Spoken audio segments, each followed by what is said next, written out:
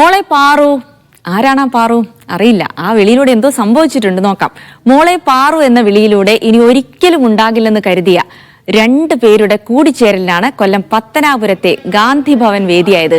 അമ്മ മരിച്ച് ആരും നോക്കാനില്ലാതെ ഗാന്ധിഭവനിലെത്തിയ മകൾക്ക് തിരികെ കിട്ടിയത് വർഷങ്ങൾക്ക് മുൻപ് നഷ്ടപ്പെട്ടു പോയ സ്വന്തം അച്ഛനെ.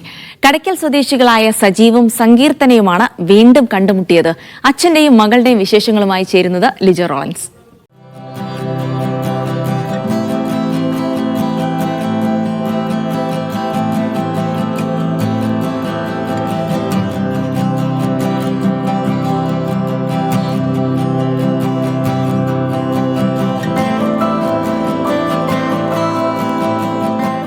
അപൂർവമായൊരു കൂടിച്ചേരലിന് വേദിയായിരിക്കുകയാണ് കൊല്ലം പത്തനാപുരം ഗാന്ധിഭവൻ.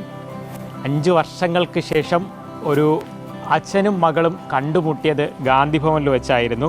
അപ്പോൾ അവർ അതും വളരെ യാദൃശ്ചികമായിട്ടായിരുന്നു കണ്ടുമുട്ടൽ. രണ്ടുപേരും ഇവിടെ ഉണ്ട് എന്നുള്ള വിവരം പോലും കൃത്യമായി പരസ്പരം അറിയില്ലായിരുന്നു. ഇതാണ് അവർ രണ്ടുപേരും, സങ്കീർത്തനയും അച്ഛൻ സജീവും. അപ്പോൾ രണ്ടുപേരും സന്തോഷത്തോടെ, എന്താ വർഷങ്ങൾക്ക് ശേഷം മോളെ കണ്ട് മോള് കൂടെ നിൽക്കുകയാണ്, എന്താണ് ഇപ്പോൾ തോന്നുന്നത്? സന്തോഷം. കണ്ട ഉടനെ തിരിച്ചറിഞ്ഞോ? തിരിച്ചറിഞ്ഞു. എങ്ങനെയായിരുന്നു അച്ഛൻ്റെ ഒരു വിളി ഉണ്ടായിരിക്കുമല്ലോ, വർഷങ്ങൾക്ക് ശേഷം ഒരു വിളി കേട്ട്, എന്തായിരുന്നു അച്ഛൻ അന്ന് വിളിച്ചിട്ട് എങ്ങനെയായിരുന്നു? എന്നെ ഞാൻ തിരിഞ്ഞിരിക്കുമായിരുന്നു, അപ്പോഴത്തേക്ക് അച്ഛൻ എൻ്റെ മോളെ പാറു എന്നിങ്ങനെ വിളിച്ചു. അപ്പോഴാണ് ഞാൻ മുഖത്ത് നോക്കിയപ്പോൾ ഇങ്ങനെ അച്ഛൻ. അപ്പോഴാണ് ഞാൻ അറിഞ്ഞു, അയ്യോ അച്ഛനല്ലേ ഇത്. എനിക്ക് ഫസ്റ്റ് മനസ്സിലായിരുന്നില്ല, പിന്നീടാണ് എനിക്ക് മനസ്സിലായി ഇവിടെ വീട്ടിൽ വിളിക്കുന്ന പേരൊന്നും ആർക്കും അറിയില്ല. അപ്പോൾ അച്ഛനാ. അപ്പോൾ പെട്ടെന്ന് ഞാനങ്ങനെ ഞെട്ടിപ്പോയി, ഭയങ്കരമായിട്ട് സന്തോഷമായി.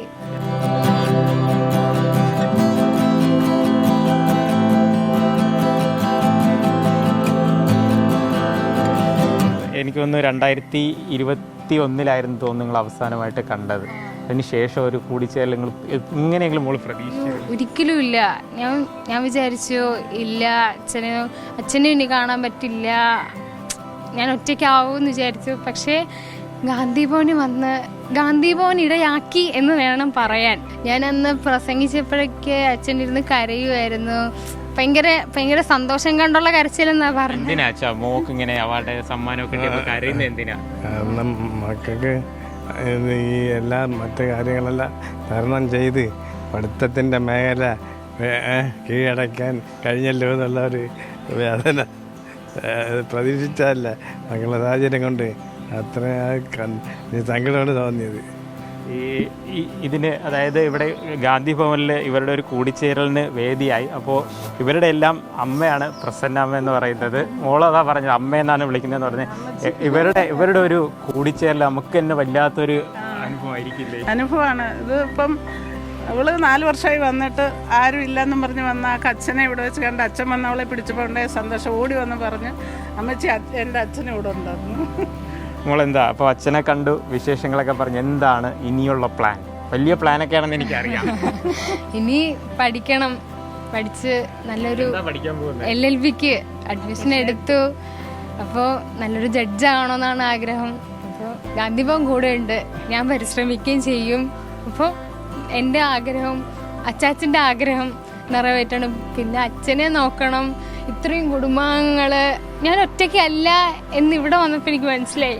ഒറ്റയ്ക്കല്ല, ഇത്രയും പേരുണ്ട് എന്നെ കരുതാനായാലും നോക്കാനായാലും, അമ്മച്ചിയായാലും അച്ചാച്ചനായാലും ഇവിടെയുള്ള എല്ലാവരും ഒന്ന് മുഖം വാടിയിരുന്നാ ചോദിക്കും, എന്ത് പറ്റിയെന്ന് ചോദിക്കും. നമ്മുടെ വീട്ടിൽ പോലും അങ്ങനെയൊന്നും ഇല്ലായിരിക്കും.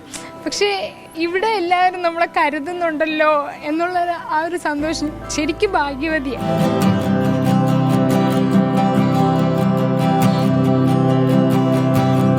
അപ്പോൾ സന്തോഷത്തോടെ അച്ഛനും ഈ വലിയ കുടുംബത്തിൻ്റെ ഭാഗമായിട്ട് മുന്നോട്ട് പോകാനായിട്ട് കഴിയട്ടെ എന്ന് മാത്രമേ ഞങ്ങൾക്കും പറയാനുള്ളൂ.